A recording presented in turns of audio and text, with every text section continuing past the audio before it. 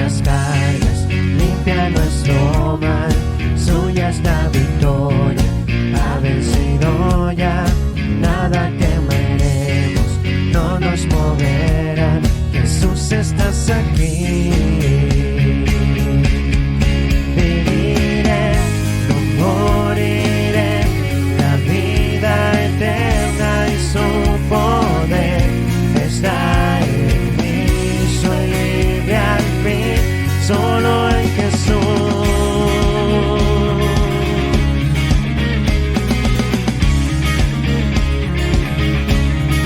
Lleva nuestras cargas, limpia nuestro mal.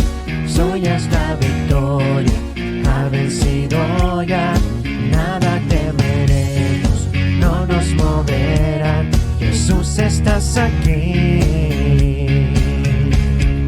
Viviré, no moriré, la vida eterna y su poder está en mí. Soy libre al fin, solo en Jesús.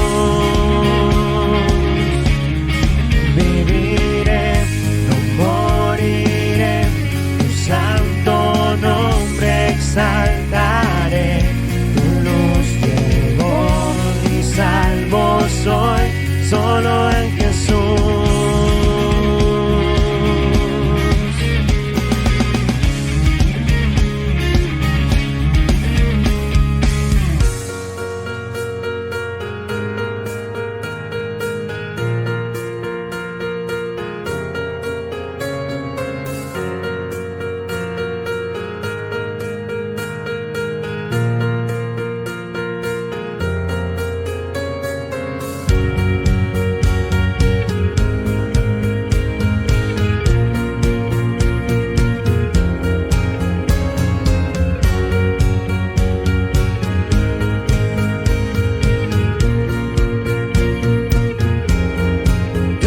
Con nosotros, quita las tinieblas, su reino establecido no será movido. En el nombre de Cristo huye el enemigo. Yo lo cantaré, cantaré. Dios es con nosotros, quita las tinieblas, su reino establecido no será movido. En el nombre de Cristo huye el enemigo.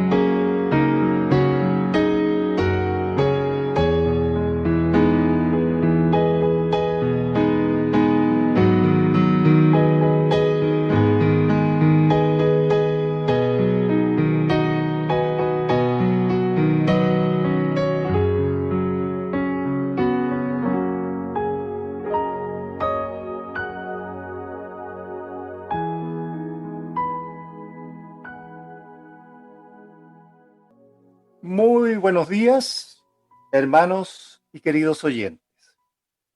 El tema que nos reúne hoy día lo encontramos en la segunda carta. Pablo escribe a Timoteo en el capítulo 3, en los versículos del 1 al 5. Aquí lo va a leer mi hermana.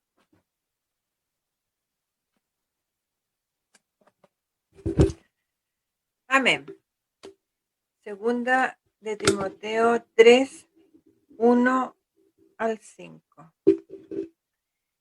También debes saber esto, que en los postreros días vendrán tiempos peligrosos, porque habrá hombres amadores de sí mismos, avaros, vanagloriosos, soberbios, blasfemos, desobedientes a los padres, ingratos, impíos, sin afecto natural, implacables, calumniadores, intemperantes, crueles, aborrecedores de lo bueno, traidores, impetuosos, infatuados, amadores de los deleites más que de Dios, que tendrán apariencia de piedad, pero negarán la eficacia de ella.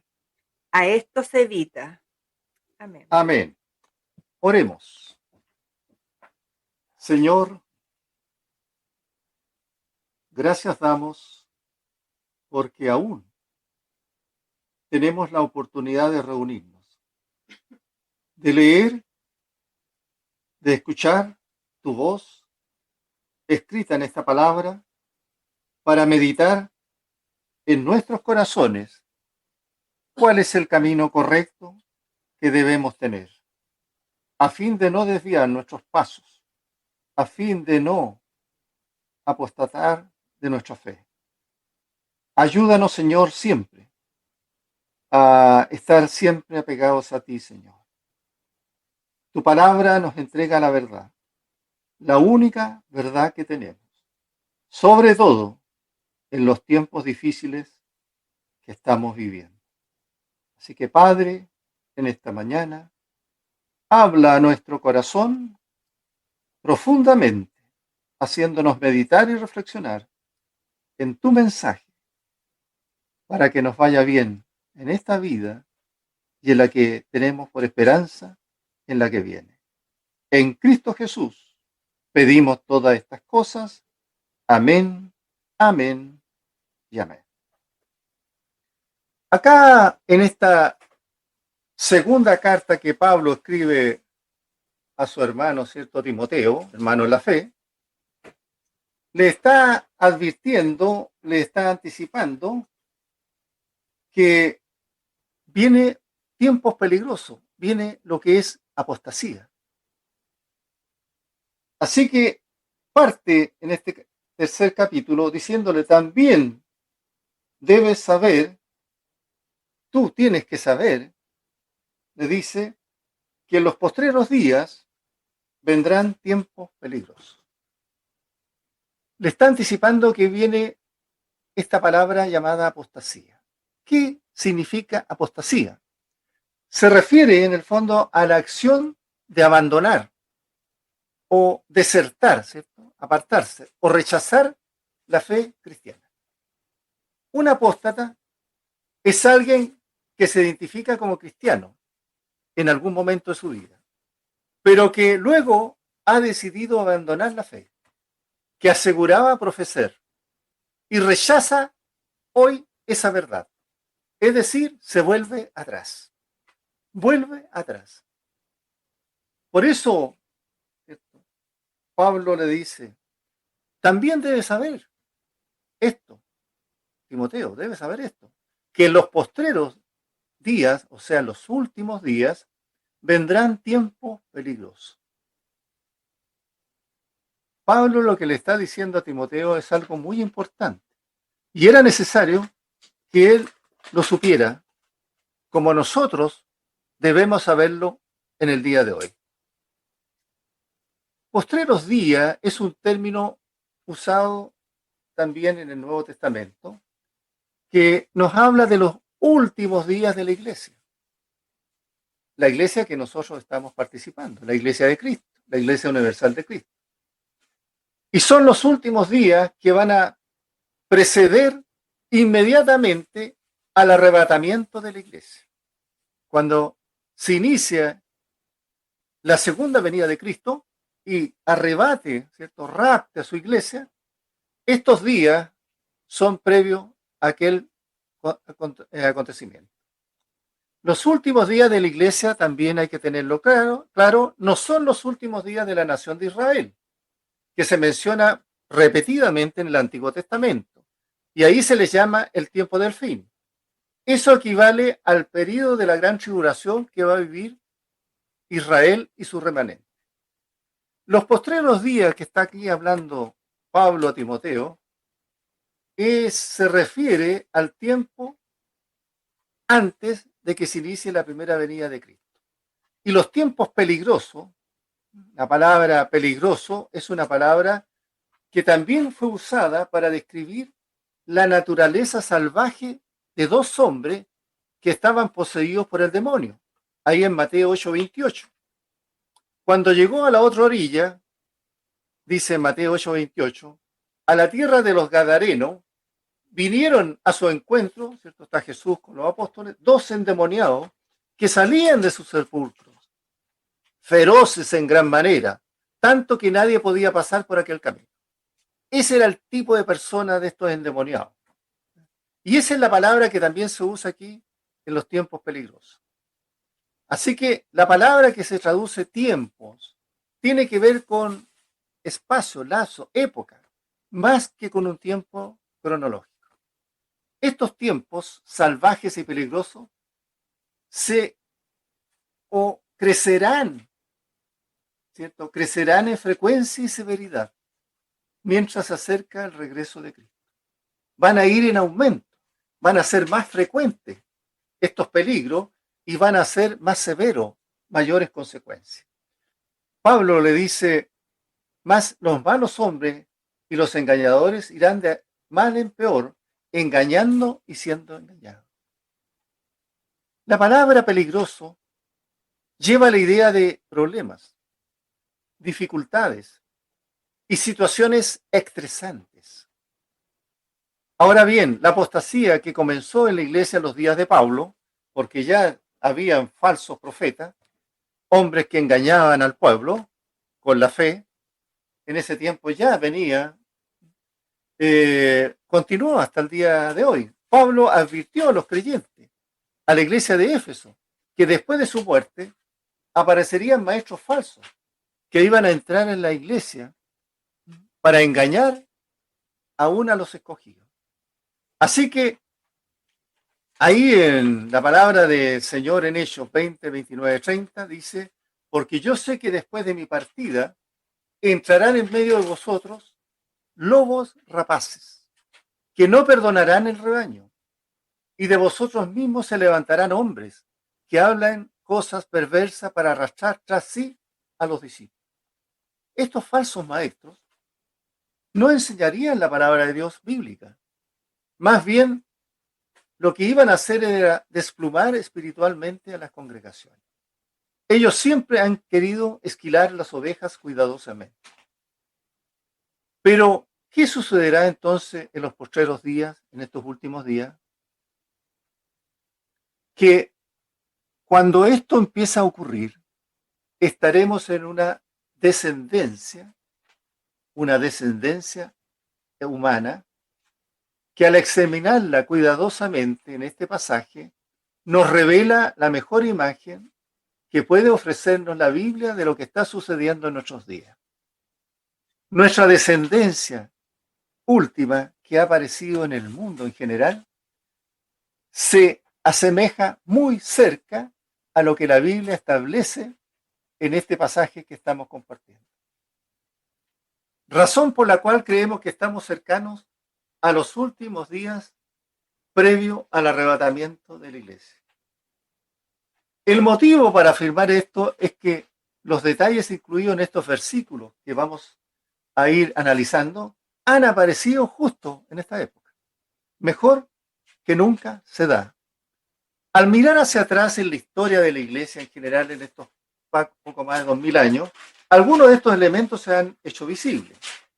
pero en el periodo que vivimos hoy son evidentes. Entonces podemos pensar que nos encontramos ahora en estos tiempos peligrosos, que son tiempos problemáticos, tiempos donde tenemos muchas dificultades y con niveles de vida muy estresantes. No sabemos cuánto tiempo más se va a prolongar esta situación que estamos hoy día viviendo, pero seguramente esto va a ir empeorando y va a ir en aumento en la medida que pase el tiempo y no vamos a tener mejoría. Los últimos días de la iglesia son aquellos, decíamos, que preceden inmediatamente el arrebatamiento de la iglesia. Pero para ello es necesario que venga primero ¿qué? Como dice la palabra, la apostasía. O sea, aquellos que profesando la fe volvieron atrás. Se fueron de los caminos de la fe. Por eso Pablo nos advierte en la segunda carta de Tesalonicenses 2:3, que nadie, dice, os engañe de ninguna manera, porque no vendrá sin que primero venga la apostasía espiritual y sea revelado el hombre de pecado, el hijo de perdición. Para que aparezca el anticristo, para que venga el rapto de la iglesia y aparezca el anticristo, primero tiene que ver que aparecer la apostasía. Esta gente que conociendo, viviendo, disfrutando del evangelio, volvió atrás. Negó la verdad. Tomó un camino de regreso hacia la oscuridad. Así que al leer, ¿cierto?, en 2 de Timoteo 3, 2 al 4, nos vamos a encontrar con 19 palabras o frases para describir estos últimos días. Porque dice, a contar del versículo 2, habrá hombres amadores de sí mismos, ávaros, vanagloriosos, soberbios, dice, blasfemos, desobedientes a los padres, ingratos e impíos, sin afecto natural, implacables, calumniadores, interperantes, crueles, aborrecedores de lo bueno, traidores, impetuosos, infatuos, amadores de los deleites más que de Dios. ¿No le parece una linda radiografía de lo que estamos viendo hoy en nuestra descendencia, en este mundo en general? ¿No cree usted que estamos visualizando todos los días esto? Cuando nos dice la palabra ahí en el versículo 2, amadores de sí mismos,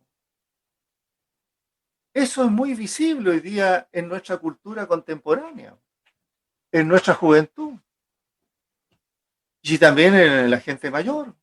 Es una característica de nuestro mundo actual, donde hombres y mujeres son motivados ¿a qué? A amarse a sí mismos. Amarse a sí mismos. Yo. El culto en lo físico, el culto a la belleza, el disfrutar de lo mejor de la vida, el poder viajar, ¿cierto?, por todos lados, el poder alargar la vida física, el tener una mejor calidad de vida y así sucesivamente. Somos motivados a amarnos. Se le dice a la gente que se ame a sí mismo. Totalmente. Y este tipo de amor este tipo de amor va a ser el fundamento para tener una personalidad humana mucho más saludable. Es lo que se vende en los spots publicitarios. Los que se dedican a la política, al cine, a la televisión, son muy sensibles a la imagen que los medios de difusión presentan sobre ellos. Y ellos están a su vez dispuestos a recompensarlos si así lo hacen. Si usted habla bien de mí, yo también hablo bien de usted. Es frecuente observar que estos hablan bien de otros. Hablan lisonjas, ¿no?, enaltecen a otros y los alaban, y a su vez los demás les devuelven los favores. Esa es una cultura que hoy día tenemos muy frecuente en todos lados. Pero en realidad esta actitud es visible en la vida y en la forma que tiene nuestra sociedad actual. En el plano espiritual, amados hermanos, queridos oyentes, muchos hoy día se van de las iglesias fundamentalistas bíblicas. ¿Por qué? Porque prefieren, ¿cierto?, buscar maestros conforme a sus propios pecados, para que le hablen y reciban lo que quieren oír, ¿cierto?, del Evangelio. Estos maestros que se dedican a través de estas congregaciones son maestros que quieren ser halagados. Y para ser halagados, ellos tienen que halagar. Así que los maestros, estos pastores, ¿cierto?, halagarán a sus congregaciones y a la gente que trabaja con ellos. No le van a decir jamás que son pecadores y que necesitan un Salvador.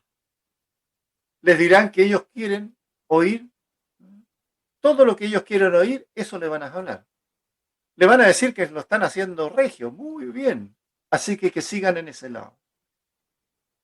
Es subjetivo comprobar que hasta qué punto el amor de muchos que profesan a sí mismos se caracteriza en nuestra sociedad contemporánea. Tal vez no hemos tenido otra época en que más realce se dé al yo, al egocentrismo, el quererse a sí mismo. No necesitamos ser motivados para amarnos a nosotros mismos. Ese amor en los hijos de Dios está por naturaleza. Tampoco debemos ser enseñados a odiarnos a nosotros o a otros. Por eso dijo Pablo en Romanos 12:3, digo pues, por la gracia que me es dada a cada cual que está entre vosotros, que no tenga más alto concepto de sí que el que debe tener, sino que piense de sí con cordura, conforme a la medida de su fe que Dios repartió a cada uno. ¿Qué manda decir el Señor? Enaltécete, ámate a sí mismo, engrandece tu egocentrismo y deja de lado a los demás. No pienses en los demás, piensa en ti. Tú eres primero, tú eres segundo, tú eres tercero. El Señor nos manda a ser humildes. Nadie tenga un mayor concepto de sí mismo que el que los demás puedan tener de ti. Los demás deben decir sí. Mi hermano, ¿cierto?, es así. Le podemos dar la gloria, la honra, porque el hermano es un hermano humilde. No que yo mismo me esté diciendo que yo soy esto o soy esto otro. Este amor propio es el fundamento que inicia toda depravación humana. Y eso da inicio aquí, este egoísmo, a la corrupción. ¿Has escuchado hablar hoy día de la corrupción? Da inicio aquí a la perversión. Da inicio al vicio, a todos los vicios que los seres humanos puedan tener acceso, a un desenfreno cultural y moral, como lo que estamos viviendo, a un libertinaje absoluto, una degradación moral total del hombre, la maldad. Fíjense usted la maldad. Estamos llenos de maldad. Usted no puede salir tranquilo y ir a caminar ni siquiera a pasear. Si sale en auto, sale a caminar donde sea. La maldad se ha multiplicado. La inmoralidad, ¿para qué decir? La indecencia, la crueldad que estamos viviendo en nuestra gente hoy día. El soborno, parece que no hubiéramos escuchado nunca la palabra soborno. El cohecho. Todo eso nace de aquí, de esta fuente o fundamento que es el amor propio.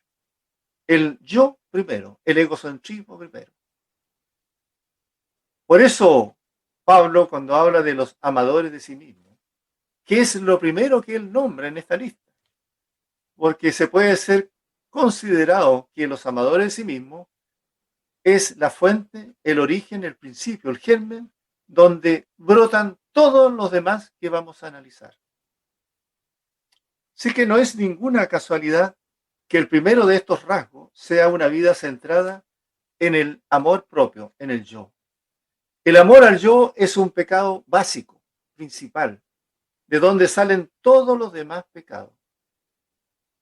Por eso el Señor Jesús ahí en Marcos 12:29, cuando le preguntaron cuáles eran los principales mandamientos, El Señor Jesús le respondió: el primer mandamiento de todos es: oye Israel, el Señor nuestro Dios, el Señor uno es.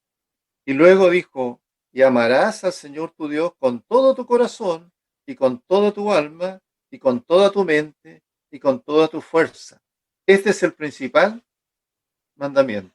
Y luego agregó: y el segundo es semejante: amarás a tu prójimo como a ti mismo. No hay otro mandamiento mayor que este. El yo siempre es primero él. Nunca va a amar al prójimo como Dios manda. Lo va a amar quizás a su manera, a su forma de pensar, pero nunca como Dios así lo quiere. Cuando un hombre hace su voluntad, hace que su voluntad sea el centro de su vida, el centro de sus relaciones divinas y humanas, toda esta relación con Dios es destruida. Porque toda esta voluntad personal, centrada en este yo, va en contra de la voluntad de Dios. Ahí en Lucas 22:42, ¿cierto? El Señor Jesús dijo: Padre, si quieres, pasa de mí esta copa, pero no se haga mi voluntad, sino la tuya. Qué gran ejemplo nos dejó el Señor. Siempre el cristiano verdadero tiene que dejar que la voluntad de Dios sea sobre su propia voluntad. Y esa es la esencia del cristianismo, que es la anulación de mi yo. El que quiere tomar su cruz, ¿cierto? El que quiere seguir en pos de mí, tome su cruz todos los días y siga. Me anulo yo mismo y sigo a Cristo. Anulo mi yo, mi voluntad, y me someto a la voluntad de Dios. El segundo de estos elementos que Pablo anuncia, de estas características, los ávaros, dice en el versículo 2, ávaros. Se refiere a la codicia. Está dentro de los 10 mandamientos, el último. No codiciarás. Y es una de las cosas que más vemos hoy día en los seres humanos. Y también a veces dentro de la propia iglesia, de hermanos. Codicia, el amor al dinero. Esta forma de ser sigue naturalmente al egoísmo. Una persona que es egoísta, centrada en sí mismo, es también codiciosa. Porque los que se aman a sí mismos se convierten en ¿qué? En amadores del dinero. Así que a la vieja naturaleza humana le gusta disponer de mucho dinero para gastar. Y eso lo estamos viendo a diario en nuestra sociedad. Recordar un poco a 1 Timoteo 6:10. Raíz de todos los males es el amor al dinero. No es que el dinero, el papel o la moneda en sí mismo sea malo. Los problemas surgen de nuestra actitud hacia nuestro dinero. ¿Cómo es nuestra actitud? ¿Cómo es nuestra disposición al dinero? Y cuando tenemos esa disposición de poner al dinero delante de las cosas de Dios, Dios pasa a segundo, tercero, cuarto plano. La codicia se pone en evidencia, no solo en la adquisición de bienes, no solo en la adquisición de riqueza, sino también en el uso que hacemos de ella misma. Dios ya no es primero. Ya, ¿cierto? Dios pasa a un segundo plano, porque primero quiero disfrutar, viajar, ir a otro país, tener buenos vehículos, buenas propiedades, piscina, etc. No es malo en sí mismo. Pero cuando yo pongo esto primero antes que a Dios, estamos yendo contra los principios que Dios nos establece. La tercera característica dice vanagloriosos, vanidosos, en el versículo 2. ¿Qué contiene esta palabra? La idea de arrogancia. Esas personas arrogantes, o sea, son personas que pueden verse y notarse en sus propios gestos. Son altivos, miran hacia abajo. En su forma de mirar a los demás y hasta en su forma de caminar, usted los puede, ¿cierto?, diferenciar. La vanidad, de ahí viene vanaglorioso, vanidoso.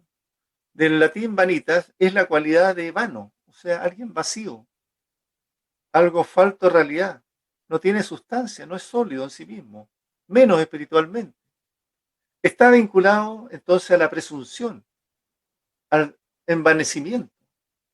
La persona vanidosa se siente superior al prójimo, lo mira con despecho, ya sea desde el punto de vista intelectual o físico, lo ve como menor a él. El cuarto o la cuarta característica están los soberbios, o sea, se refiere a estas personas también altaneras y orgullosas, altivas. La palabra soberbio viene del latín superbia y significa que uno se valora a sí mismo sobre los demás. Presume que sus cualidades son mayores que las de otros y menosprecia normalmente al prójimo. A las personas soberbias también se les denomina altivos, arrogantes, vanidosos o altaneros. La quinta característica que tenemos acá en este listado, en el versículo 2, habla de los blasfemos. Se refiere a los detractores, aquellas personas a quienes les agrada enormemente andar hurgueteando en la vida de los demás y difundiendo comentarios negativos sobre otros. La blasfemia es una ofensa a una divinidad, es un insulto o reverencia hacia las cosas religiosas, hacia lo que se considera sagrado. Eso también lo hemos visto en nuestro país. Es la difamación del nombre de un Dios. El término blasfemia proviene del griego blasphēin, que significa injuriar. ¿Qué significa injuriar qué? La reputación de otros. La sexta característica, en versículo 2, la desobediencia a los padres. Esta actitud es evidente en la actualidad. Se observa una creciente rebelión contra los padres, contra la autoridad en el seno de la familia. Ya no hay respeto por padre o madre. Honra a tu padre y a tu madre. Ese es el primer mandamiento con promesa. Eso se ha ido perdiendo en nuestra sociedad.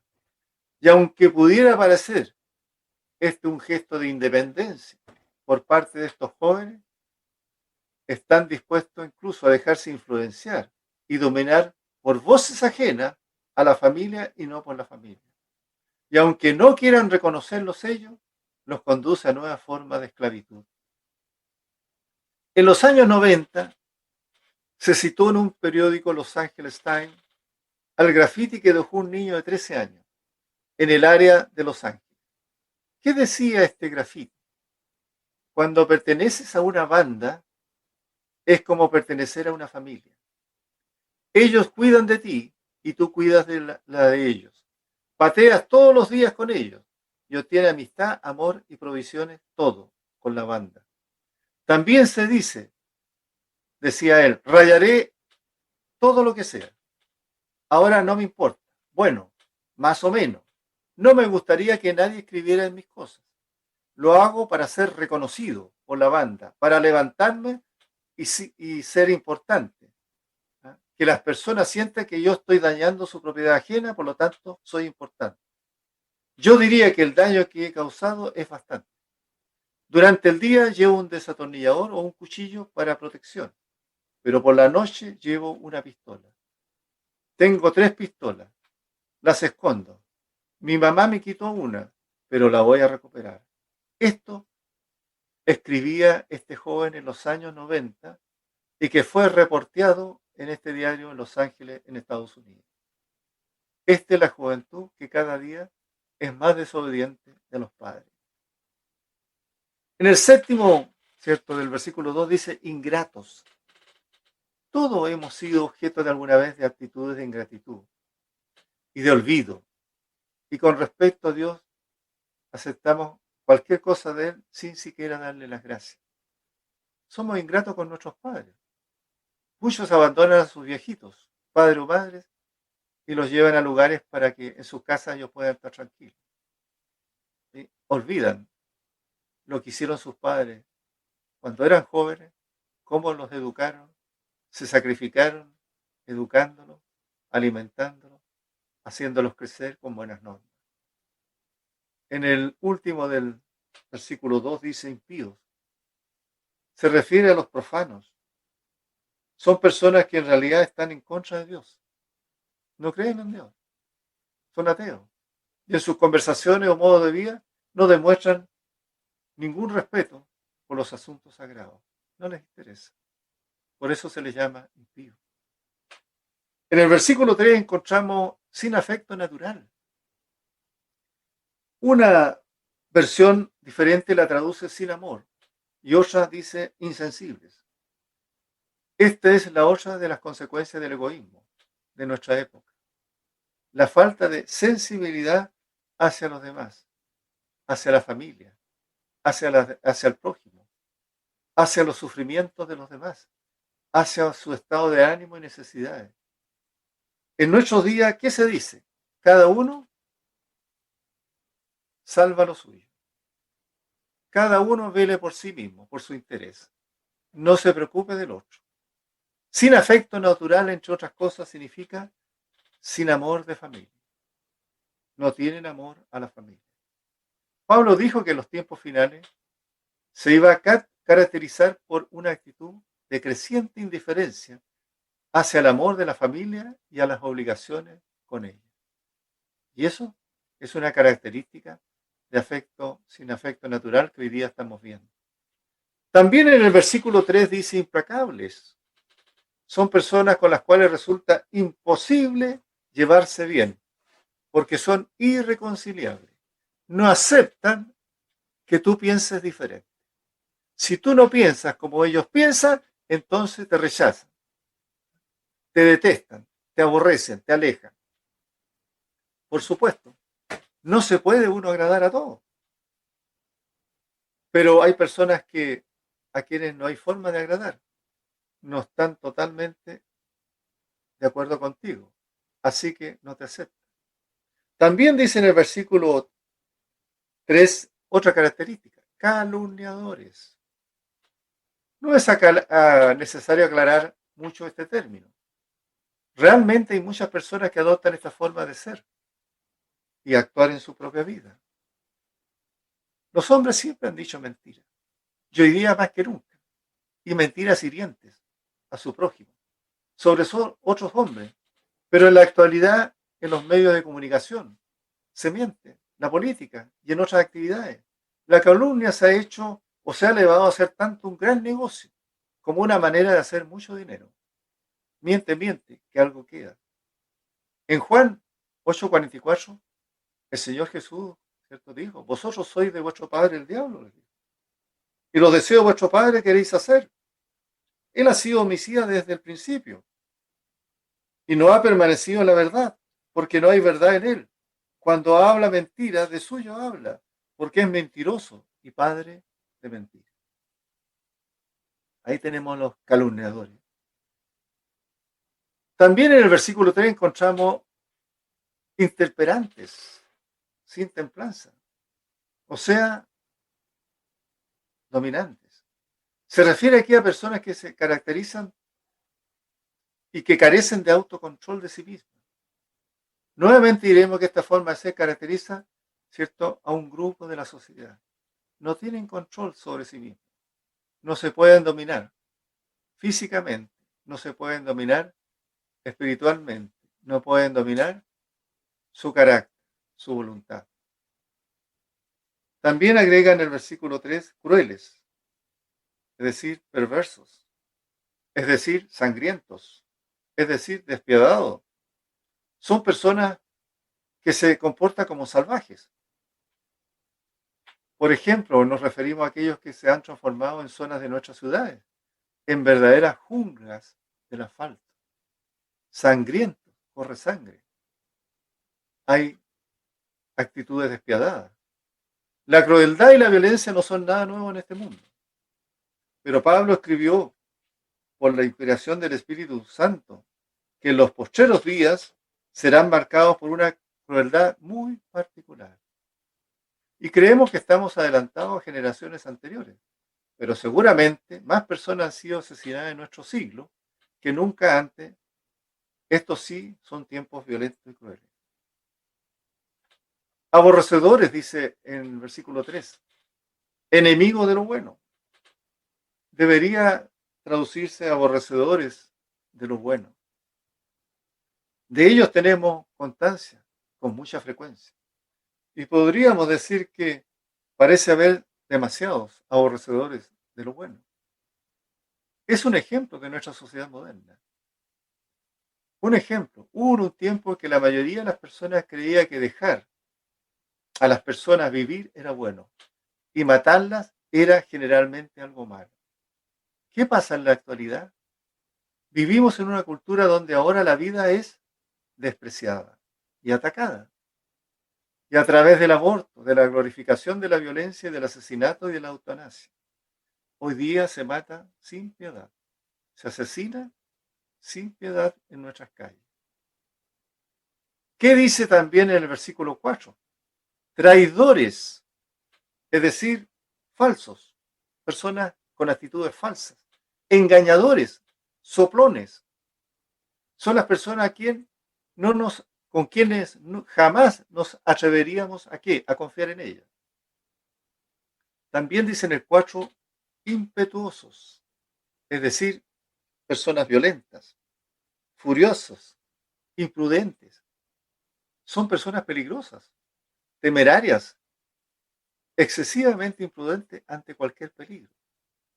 También dice en el 4, infatuos, es decir, ingreídos, indolentes, altivos, son algunos sinónimos.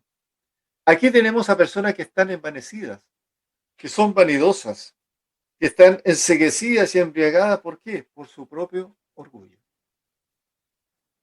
Y tenemos también en el 4, en el 18, amadores de los deleites, más que de Dios. Esta es una característica general de toda la humanidad de nuestro tiempo. Nunca, fíjese usted, nunca se ha gastado tanto dinero como ahora en proporcionar y obtener placer. El placer humano. Hay entretenimientos que atraen a millones de personas, en los cuales muchos se refugian para huir de su soledad y necesidad espiritual. Este fue exactamente el camino que adoptó Roma cuando estaba en decadencia. Se le proporcionó a la multitud pan y circo, y después el imperio cayó. Lo mismo parece estar sucediendo hoy en nuestra sociedad. Las multitudes están interesadas en cualquier tipo de actividad de ocio y distracción, pero se muestran cada vez más indiferentes con respecto a Dios y a su plan de salvación. ¿Qué nos dice 2 Timoteo 3:5? Que tendrán apariencia de piedad, pero negarán la eficacia de ella. Y nos da un consejo. A esos, evítalos. A esos, evítalos. Ustedes saben que la piedad es la fe en acción. La fe en acción. Tendrán apariencia de una fe en acción, pero negarán la eficacia de ella. O sea, no la practican. A esto nos advierte la palabra, evítalos. No te juntes con ellos. No hagas sociedad con ellos. Hay personas que cumplen exteriormente el ritual de la religión, pero en sus vidas, ¿qué les falta?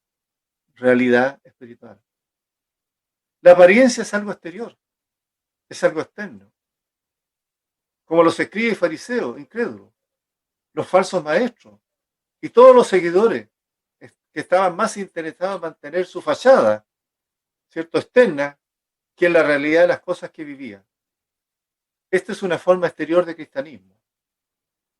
Y estas virtudes los hace a ellos más peligrosos para nosotros. Por eso el consejo del apóstol Pablo dice a esto evítalo. O sea, que el creyente debería, el verdadero creyente cristiano debería evitar tener una relación íntima con tales personas, aunque estén participando en la congregación.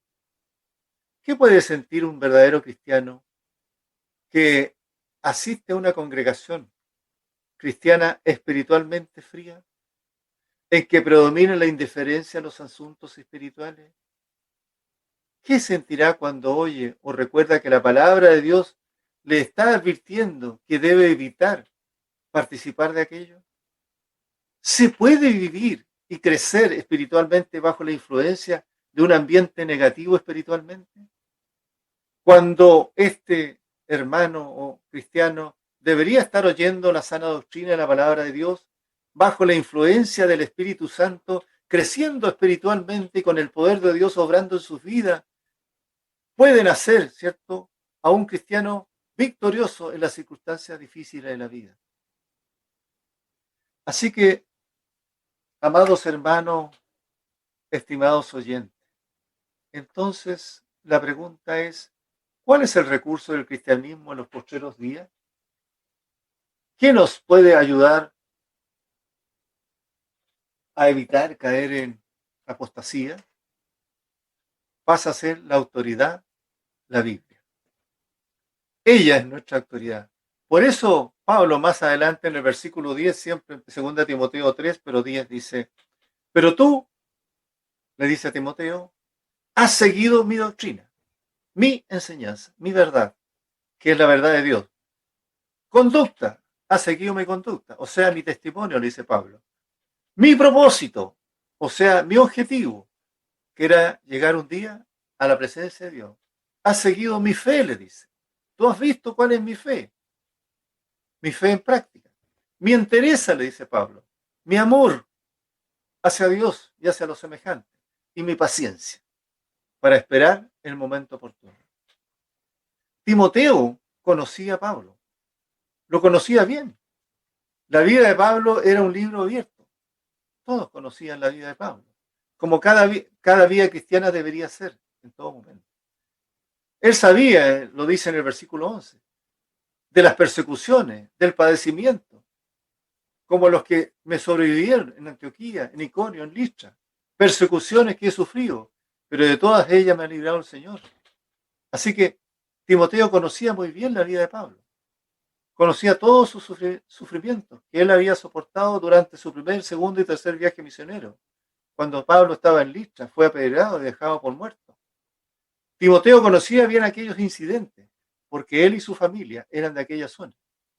Finalmente, por hoy leamos 2 Timoteo 3:12. Y también todos los que quieren vivir piadosamente en Cristo Jesús padecerán ¿qué? Persecución. Es bien cierto que estamos llegando a tiempos en los cuales el ser cristiano tendrá un precio. Este mundo se está haciendo cada vez más impopular el ser creyente. Pronto puede llegar a ser peligroso. Es una realidad muy posible. El verdadero cristiano y los verdaderos cristianos somos cada vez más impopulares. Con frecuencia, en algunos medios de difusión, prensa, televisión y otros, se quejan de la falta de libertad de expresión. ¿Pero han dicho algo sobre el hecho de que el verdadero cristiano y sus actividades son suprimidos de las noticias? ¿Se habla del cristianismo de Dios en la prensa, en la televisión? ¿Cuándo fue la última vez que usted leyó un artículo comprensivo o simpatizante con la posición de la Biblia en alguna cuestión? Los medios de difusión suelen dejar de lado las noticias referentes al verdadero cristianismo. Si algún portavoz de la Iglesia da a conocer su posición desde el punto de vista bíblico, sus declaraciones son a veces distorsionadas o tergiversadas. Ahora, si algún predicador o pastor comete alguna acción ilegal, por supuesto que ocupará las principales titulares o las primeras páginas, pero si ese pastor ha conducido personas a la salvación y ha restaurado sus vidas para que puedan convivir en sociedad, entonces ese hecho es ignorado. En conclusión, queridos hermanos, debemos conocer las causas principales de la apostasía para que ninguno de ellos y ninguno de nosotros pueda caer en ella. Una de las preguntas es, ¿qué es lo que hace que los hombres se aparten de la palabra de Dios con facilidad? ¿Por qué algunos están dispuestos a renunciar a las bendiciones prometidas a los obedientes para seguir otro camino que el Señor no aprueba? Hermano, ¿cómo podemos evitar esta trampa en la cual han caído tantas almas? ¿Cuáles son las causas principales de este alejamiento de la fe? Voy a dar 4 puntos. Primero, la ignorancia de las Escrituras. El no leer ni conocer de las Escrituras. Dios reveló al profeta Oseas que su pueblo fue destruido porque le faltó conocimiento. No adquirían, no indagaban en las Escrituras de Dios para ser alimentados y fuertes frente acechanzas de la sociedad, del enemigo y del mundo. El segundo punto, nunca confiar ciegamente en los hombres. En el mundo religioso apóstata se suele oír los siguientes comentarios tristes. Yo sé que mi pastor nunca me diría algo que no fuera la verdad. Confiando ciegamente. No, el pastor jamás me va a decir algo que no esté en la verdad. El predicador tiene que estudiar la palabra. Así que no es responsabilidad mía, es el pastor el que tiene que estudiar la palabra. Yo soy oyente. Aunque no conozco muy bien las escrituras, confío en mi iglesia, que siempre me va a guiar por el buen camino. Otros dirán, ¿cómo un hombre tan amoroso como el pastor va a estar equivocado? Tercero, el dejarse llevar por los sentimientos. Los judíos en el tiempo de Pablo, muchos también hoy día, tienen celo de Dios, pero no conforme a ciencia. Por eso Pablo en Romanos 10:2 dice, porque yo les doy testimonio de que tienen celo de Dios, pero no conforme a ciencia, es decir, no conforme al conocimiento de lo que la palabra de Dios establece. Así que este versículo nos enseña claramente que nuestros sentimientos con respecto a nuestra relación con Dios y nuestra iglesia de por sí no son ninguna garantía de que estemos en el camino correcto. Estos judíos no eran salvos, a pesar del celo que tenían. Mismo Pablo era celoso de Dios hasta que Dios lo llamó. Era celoso de las cosas de Dios, pero no era el camino de salvación correcto de Dios. En Romanos 12:1 Pablo dice, así que hermanos, os ruego por las misericordias de Dios que presentéis vuestros cuerpos en sacrificio vivo, santo, agradable a Dios, que es vuestro culto racional. Ojo, queridos hermanos, estimado oyente. ¿Qué dice Pablo? Os ruego por las misericordias de Dios, dice, que ha tenido con nosotros, los que hemos llegado a conocerle y lo seguimos. Que presentéis, ¿qué dice? Vuestros cuerpos. Nos llama a cuidar nuestros cuerpos. ¿Por qué? Porque somos templo de la Trinidad de Dios. En sacrificio vivo, santo, agradable a Dios, que es vuestro culto racional. Cuidado con nuestros cuerpos, hermano. Y el cuarto punto, la elevación de los deseos de uno mismo sobre la palabra de Dios. Cuando yo quiero, ¿cierto? O pienso que mis deseos están sobre lo que Dios quiere. Una razón por la cual tantas iglesias en el mundo se han apartado de la verdadera fe en Cristo, en que muchos desean escuchar ¿qué? Enseñanzas que le agraden a Él. Van a escuchar lo que ellos quieren oír, no lo que Dios quiere o lo que Dios dice, sino lo que yo quiero oír. Una enseñanza que esté conforme a lo que yo pienso de las Escrituras, no lo que la Escritura quiere de mí. Por eso van a ese lado. Así que estos 4 puntos podrían salvarnos, hermanos, de caer en apostasía. Ojo, cuidado con cualquier líder supuestamente o pastor de Dios, porque ya en el tiempo de Pablo habían aparecido que engañaban a las huestes de Dios. Lo mismo pasa hoy día. Cuidado. Siempre en la vida cristiana vamos a tener hombres que buscan tomar estas ovejas y llevarlas a su redil, pero engañadas. Tenemos muy claros ejemplos a nivel mundial y en todos los países y en Chile también. Oremos, hermano. Si usted es un oyente que ha escuchado hablar de esto hoy día y su corazón ha sido tocado de alguna manera por Dios para que usted le pueda conocer y pueda ser advertido de los tiempos peligrosos que vivimos y vamos a seguir viviendo hasta que Dios venga. Le invito a repetir conmigo esta oración. Señor Jesucristo, estoy ante ti arrepentido de mi conducta, de mi vida, que hasta ahora he llevado. Y confieso ante ti todas mis culpas y pecados, porque creo en tu poder para perdonar los pecados. Con un corazón contrito y humillado, te digo, Señor, te recibo en mi corazón como mi Salvador personal. En el nombre de nuestro Señor Jesucristo.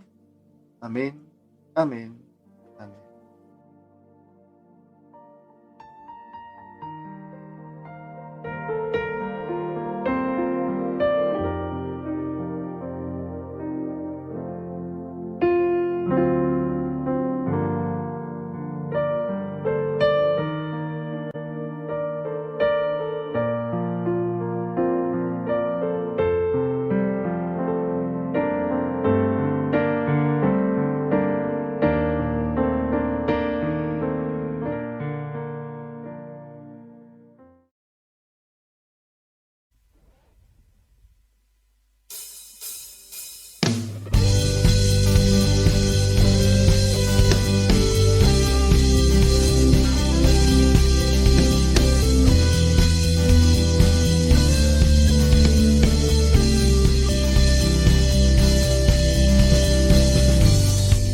Muchas cosas he vivido,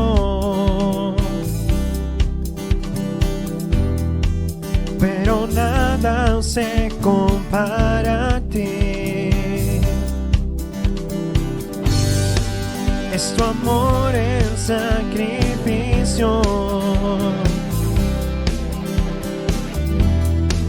que me hizo despertar a un nuevo día, nuevo gozo, nueva paz, nueva vida. Quiero seguirte, Dios, quiero aprender de ti. Mi corazón está rendido ante ti. Quiero seguirte, Dios, quiero escuchar tu voz, nunca dejar de declarar que eres el Rey.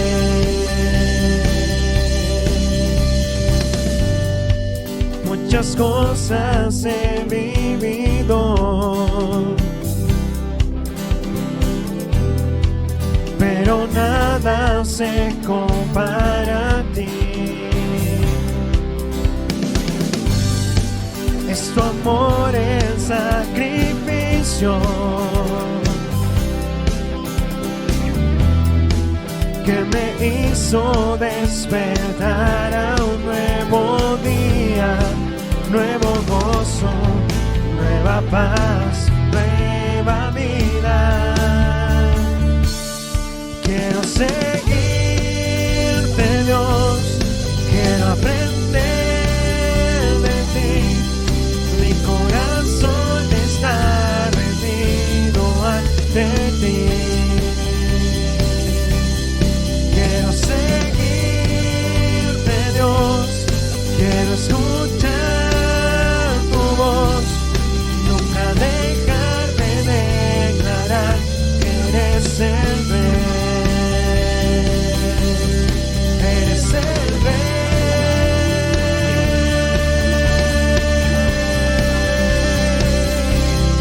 Eres el Rey.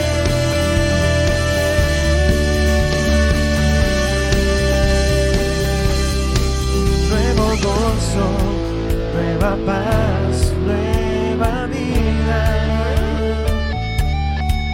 Nuevo gozo, nueva paz, nueva vida.